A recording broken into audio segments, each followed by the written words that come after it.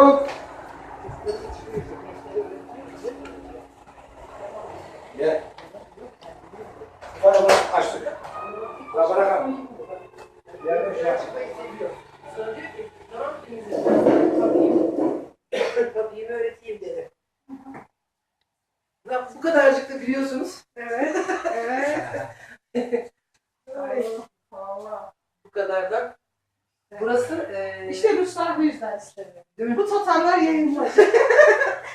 Gittikçe daha Akrayımızın daha girişte.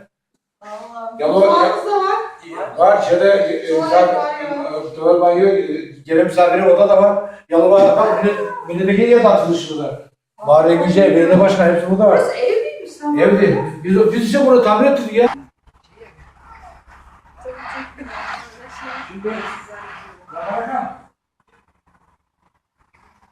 Neşe Hanım'a bu Başısaray'dan verir mi? Sabahkan annem verir. Teşekkür ederim. Biz de teşekkür ederiz. Kırıma sahip çıktığı için. Zafer Karatay ve işine.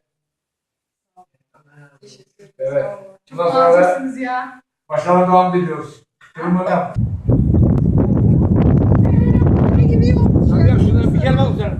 Ya bak şuradan bir gel bak buraya. Bütün o zaman bir bakıyor. Ooo zekalı diyor sen abi. Vallahi ya.